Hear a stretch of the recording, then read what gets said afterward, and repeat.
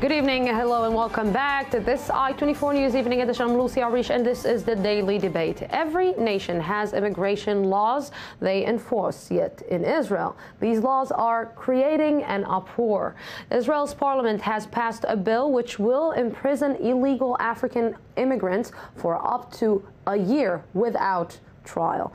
The new law passed late last night with 30 votes in favor and 15 against. Joining me tonight is Elizabeth Tsurkov, activist for the Hotline of Migrant Workers. Hello, thank you very much for coming to the studio. And May Golan, chairman of the Hebrew City NGO. Hello, good evening. Thank you very much for coming to the studio. So, you know, it's I have to say that it's in the day of international human rights. To pass such a law in democratic Israel, it's, I don't know if to say a shame, but it's kind of weird situation.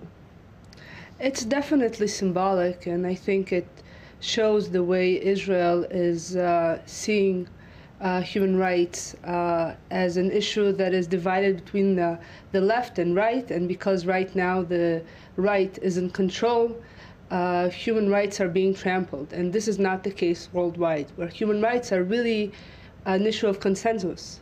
So human rights actually got to do with right and left? I guess so. Unfortunately, I just want to say that, in my opinion, the only shameful thing that this law is coming only now and deals with only part of the big problem. And the only human rights that are being trampled so far is the human rights of the citizens of South Tel Aviv, Eilat, Ashkelon, Akko, Hadera, and many more cities. As someone who lives in and grew up and educated in South Tel Aviv, you know, hardcore South Tel Aviv, the central bus station, has been living there for years with a lot of communities from Nepal, from the Philippines, from Romania, from Nigeria, from a lot of places. I have never felt scared to walk down the street. I have never had to have a pepper spray in my bag, and I have never had to think if to buy my milk before or after 5 o'clock in the afternoon. And I'm just a small example, but the hundreds of old people, and I mean 89-year-old people, 95-year-old people that has been living there and has no way to escape that place, unfortunately living in a ghetto inside of their houses, scared to go out.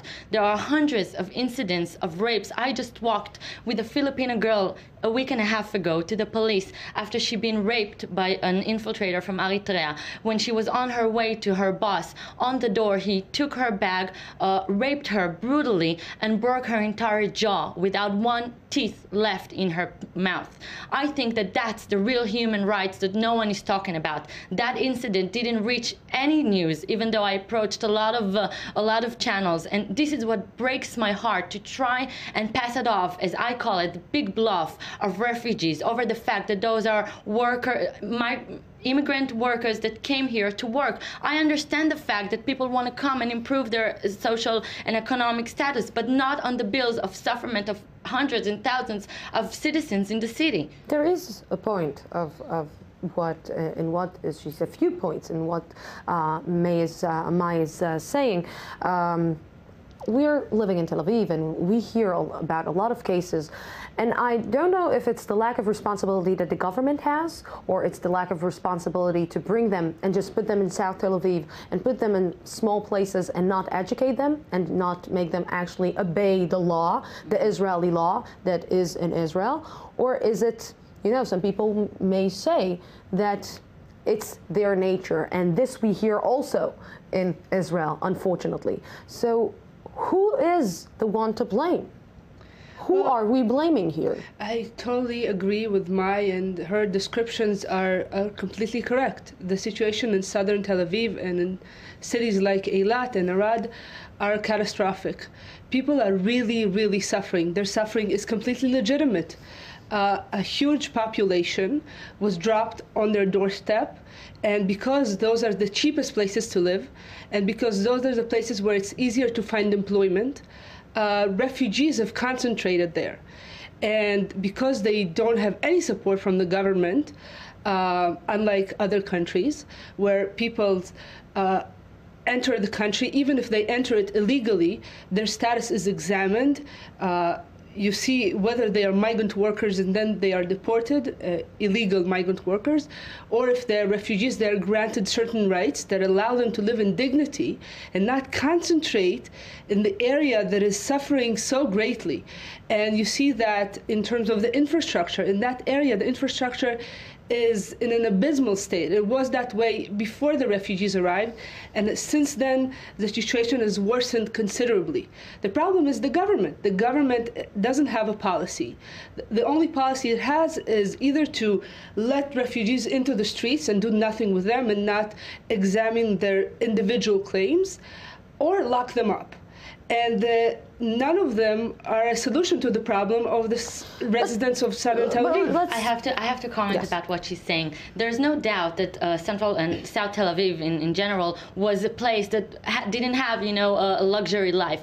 But from that to the place that it got today, there is a huge gap. There's no way comparing the fact of what you used to have, which was a simple life, true, not the best quality of streets, not clean, not, not luxurious, as I said. But from here, to feel the danger, to feel scared, to feel anger towards, and I do agree with her that the government should have taken responsibility, but you can't take responsibility. And you talked about culture, Lucy, and I must tell you that I've been examining Eritrea, for instance, for her culture, and a place that raping a woman by law is okay, by law, raping a woman by a cop, by a friend, by a husband, this is the culture that they come here from, and you can't expect them to be upset with them that they're raping women here. And I should too agree that who's ever a refugee should get a place here, but you should examine it. And now, after 6 years that they've been here, there's no way that one of them wouldn't say that he escaped some sort of a thing because they want to work here.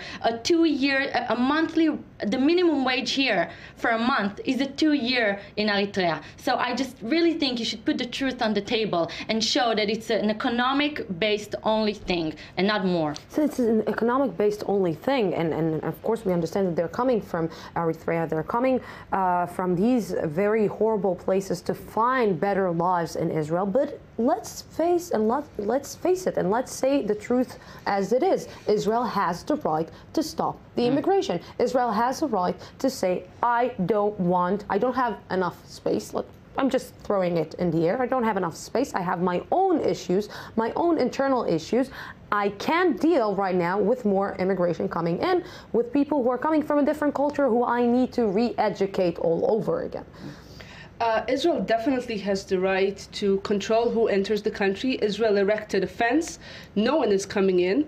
In the past year, only 40 refugees entered Israel. All of them were immediately locked up in a detention facility that is unlike any other in the Western world, where people are locked. It's not true. Where people are locked up. It's a mandatory jailing. The previous law in the biggest mandated democracy in the world, the United States of America, you have the same refugee camp where they stay. They have, and they even have poor places to live in. Here in Israel, they're supposed to have education. They're supposed to have food. They're supposed to have moral support. Everything they want. I think it's better than where they live in a central bus station right now. Better than prison. It's not a prison. They can go anywhere they want. They can work, and they need to come back, to a place where they don't stay in a place where they choke other people's life who has the right to live here because they were born here and this is their country. I can go now to the United States of America and demand a place. I'm a refugee now. Do you know that? I'm in my area now, the way that I'm living, that my 67-year-old mother is living now, can file for a refugee status all over the world. Because you know how we live? We live in a building that we can't even go up because it's so scary. There is apartments all over that were divided in 3 and to 4, and they have tens and hundreds of infiltrators there doing whatever they want, yelling, breaking bottles of beer at each other, smoking, and you can't even open the door to say something because it's a real I'm danger. Asking, where is the country? Where is the government? You're where is the police forces? Where is... First of all, the police forces, I must say, have brought more forces lately because the situation really became unbearable and very dangerous. But I think that bringing now police is like putting some sort of a Band-Aid on a knee knee that needs surgery. You know, it's just a temporary time to make us quiet.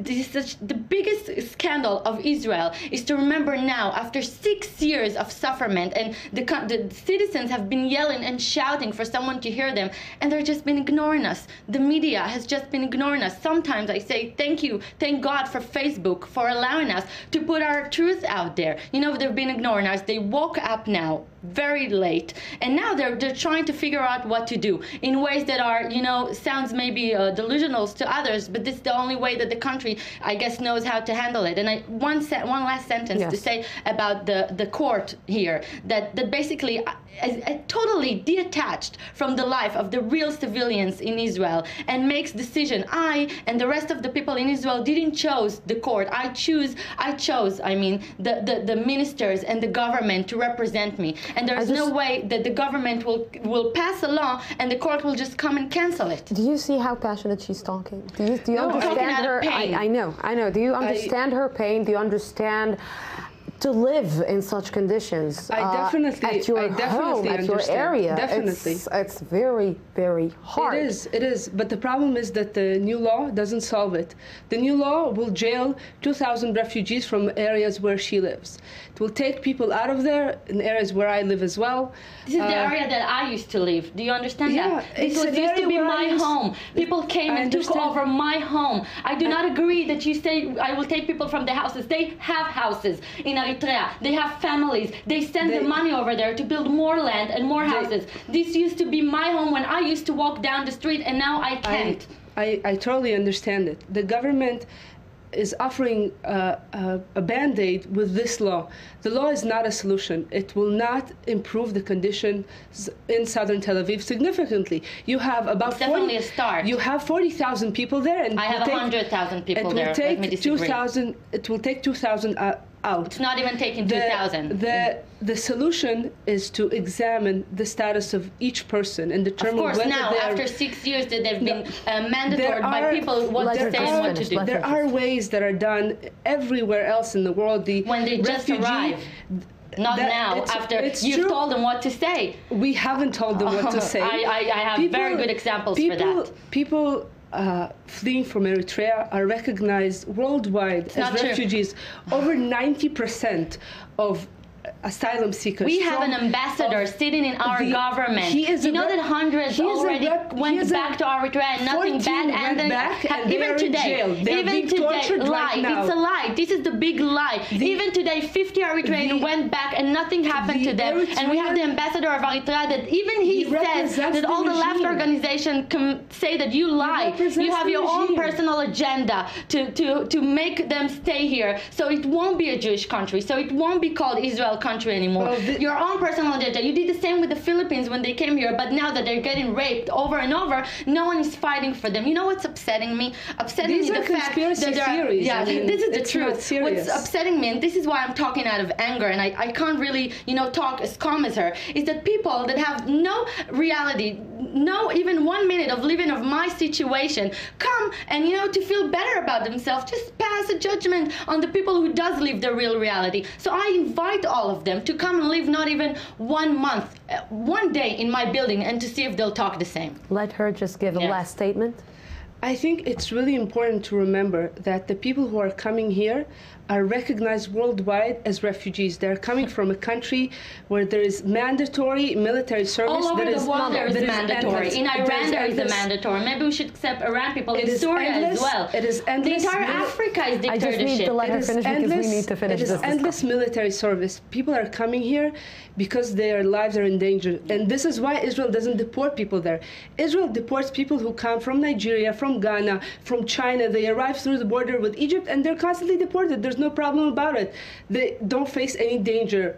Those people who are here disagrees with you. He represents the regime. No, this is their country. The ambassador. Why are the Philippines not claiming they're refugees? They also have a dictatorship. Why aren't they saying we're refugees? There's no dictatorship in the Philippines. I have news for you. There's no mandatory military service there. There's no torture. Excuse me, there's also mandatory service in the army here. Ladies, first of all, thank you very much for this. We will continue the discussion outside, and we're going out for a small break, 10 minutes break, and then we will be back for the I24 News one-on-one.